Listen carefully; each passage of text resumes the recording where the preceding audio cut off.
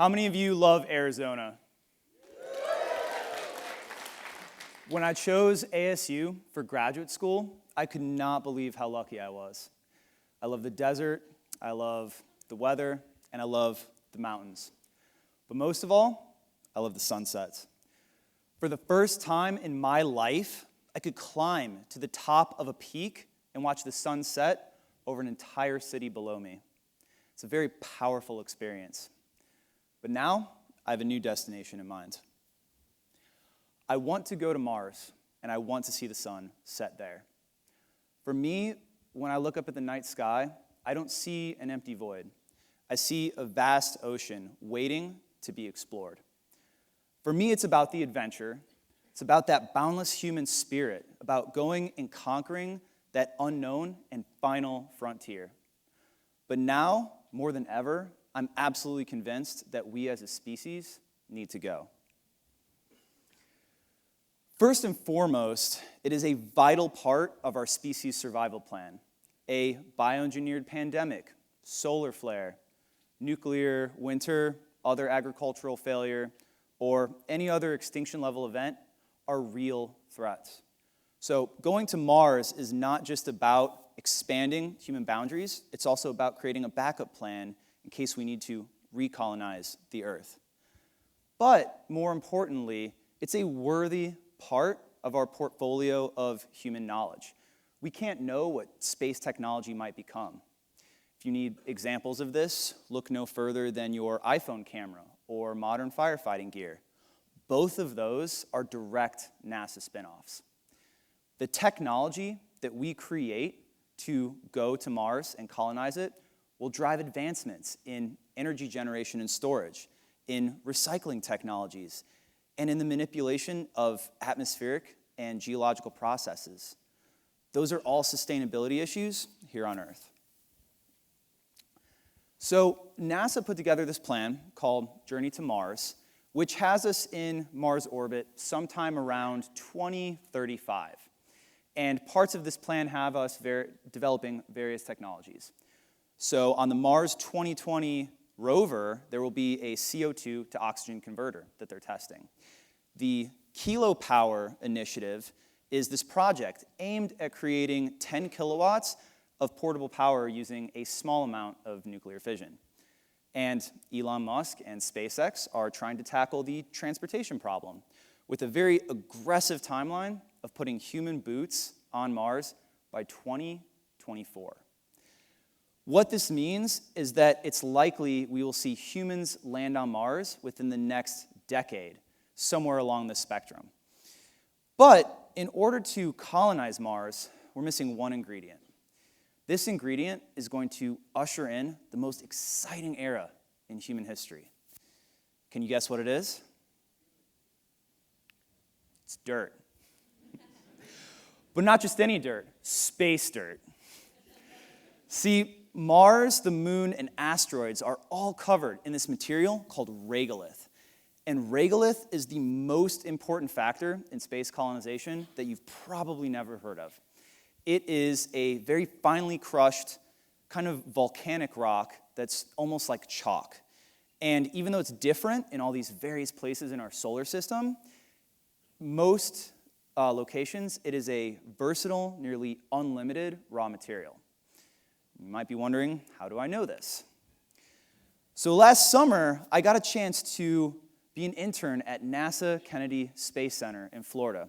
I was in the SwampWorks lab, and the technical name of that lab is the Granular Mechanics and Regolith Operations, which is a very fancy way of saying that I spent my summer playing with fake space dirt. But I went there to learn about the robots, the regolith, and how the two interact. And it was there that I saw firsthand the technologies that will bring us to Mars and help us form a colony there. These are not just ideas. These are working prototypes that are being tested today. Prototypes like this razor robot. We have the capacity to do autonomous mining now, and we're going to use that to help form the basis of our colony. It costs thousands of dollars per pound to bring material from Earth to Mars. Why would you do that when you can learn to use the material that's already there? And that's what we're going to do. because once we have the ability to do autonomous mining, we can then begin autonomous construction. So by now, all of you have probably heard of 3D printing technology. It is a manufacturing process that lets you make unique structures out of a uniform material that you have at hand. Right now, we can print large honeycomb structures on the order of feet using a large amount of fake regolith and a very small amount of additive. If we go to more conventional technology, like, let's say, concrete, we already have the capacity to 3D print entire buildings. So the only gap that exists is to merge these two technologies together. It's very likely that when we land on Mars, when we land large groups of humans for a colony, they'll already have housing waiting for them. This is one of my favorite ideas. What we could do is send these inflatable habitats with all of the technical equipment inside of them ahead of time. And then we could encase them in a 3D printed protective shell. What's great about Martian regolith is that it is good for shielding against radiation, heat fluctuations, micrometeoroid impacts, and the general weather of Mars' surface. But we're not just going to want we're not just going to want habitats, we're going to want buildings as well. We're going to want roads connecting them. And we're going to want launch pads, because getting back to Earth is an important part of convincing people to go to Mars. And regolith can help with this too, not just with the launch pads, but with the fuel as well. See, when you look at the red planet, it looks like a very desert environment, but the geology is very complex, and it's a lot more hydrated than we thought it was. There are dry ice and water ice frozen, scattered across the surface of Mars at various depths. And last year, some NASA engineers got curious and did intricate models of what fuel generation might look like using the knowledge that we have about the Martian regolith. And what they found is that using technology that we already have developed today, if we send less than 2 tons of equipment to Mars ahead of time, we can produce over 30 tons of fuel in a little bit more than a year. To put that in perspective for you, it would take the most powerful rocket in human history just carrying that fuel to bring it from Earth to Mars. This fuel will be liquid methane and liquid oxygen, which will also help provide the ability for sustained human presence on Mars. So regolith is the key to unlocking all of this. But once we go to Mars, we're not going to want to stay there. We're going to want to go out and explore.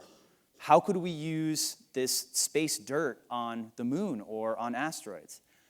And we have ideas for this too.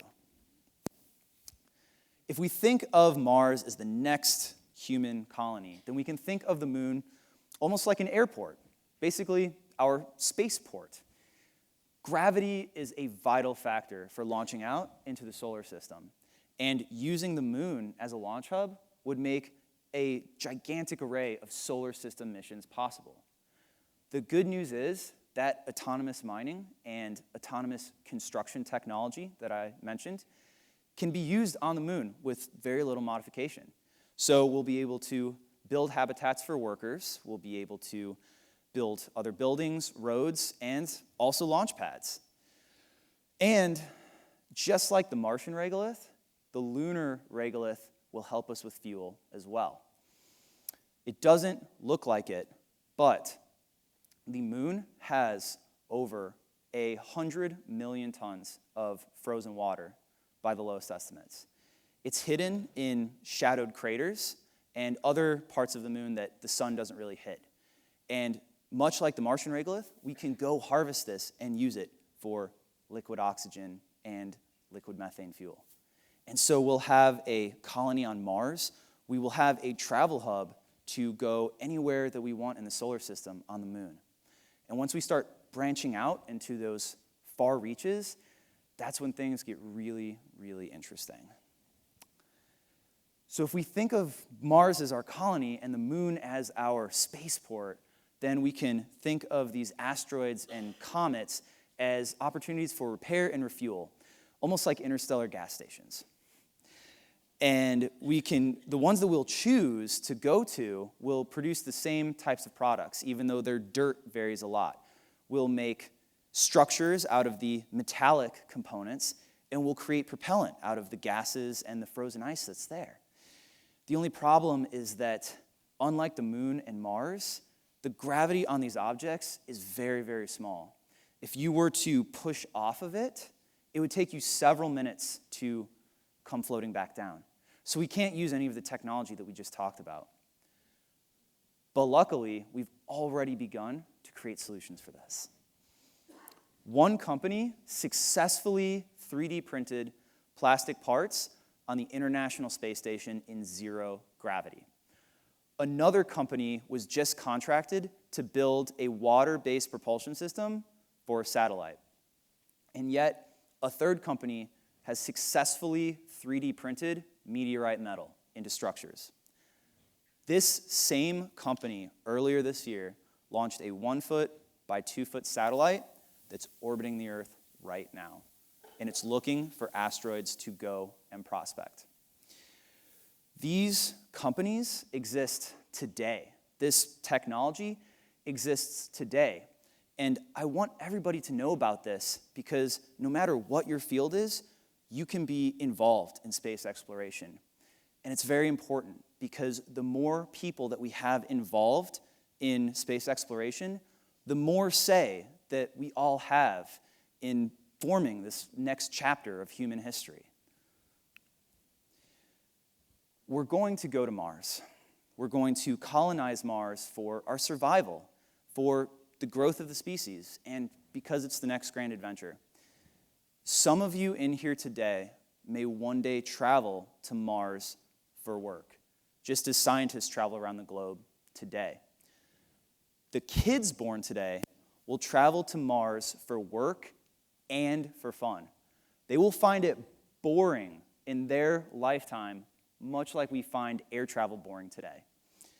And they'll go to the moon and take flights out and explore Jupiter's moons and Saturn's moons and asteroids and places that I can't even begin to imagine. And some of them will come home to Mars and live in their houses made of space dirt. Thank you.